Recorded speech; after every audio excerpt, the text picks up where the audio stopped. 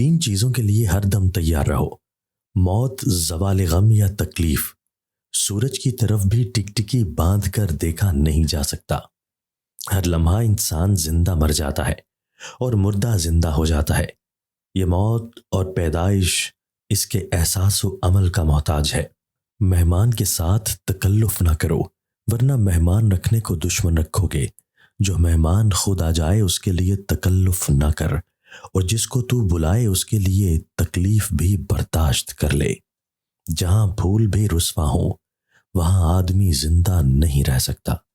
بادشاہ ستاروں کی طرح ہیں، وہ طلوع ہوتے ہیں، غروب ہوتے ہیں۔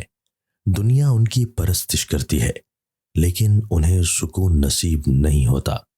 اگر زندگی کو مفید طریقے سے گزارا جائے تو اسے ناپنے کے لیے برسوں کا نہیں بلکہ اچھے کاموں کا پیمانہ استعمال کرنا چاہیے۔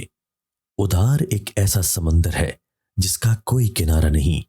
یہ ادھار لو نہ ادھار دو، کیونکہ ادھار دینے میں اکثر اصل رقم سے بھی ہاتھ دھونے پڑتے ہیں، اور دوست سے بھی۔ اچھا سننے والا خاموش خوشامدی ہے، فراموش کرنے والا خوش قسمت ہے، کیونکہ وہ اپنی غلطیوں پر قابو پا لیتے ہیں۔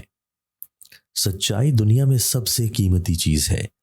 ہمیں اس کے مصرف کے بارے میں کفایت شعاری سے کام لینا چاہیے۔ اچھا ذائقہ برے ذائقے سے بہتر ہے، اور برا ذائقہ ذائقہ نہ ہونے سے افضل ہے۔ دنیا میں سب سے بری آبی قوت عورت کے آنسو ہوتے ہیں۔ سب سے بڑا خطرہ اس وقت ہوتا ہے جب نصف عاقل ایک طرف ہو اور نصف احمق دوسری جانب۔ دولت مند بننا چاہتے ہو تو عورت کے دائیں ہاتھ کی چھوٹی انگلی کا ناخن کاٹ کر کچھ دن اپنے گلے میں لٹکا لو۔ دور قدیم کے شت یہ کہا کرتے تھے کہ عورت کے نام کی اشاعت کہ وہ کسی کے عقد میں آئے اور دوسرے اس موقع پر جب وہ دنیا کو خیر بات کہے۔ تھوڑا سا فلسفہ انسان کو دہریت کی طرف لے جاتا ہے، لیکن فلسفے کی عطا گہرائی اسے مذہب کی طرف مائل کر دیتی ہے۔ اگر کوئی ماہر نفسیات یہ کہتا ہے کہ دکھ کوئی چیز نہیں ہے، تو لوگ جو ہمیں دکھ دیتے ہیں وہ کیا ہیں؟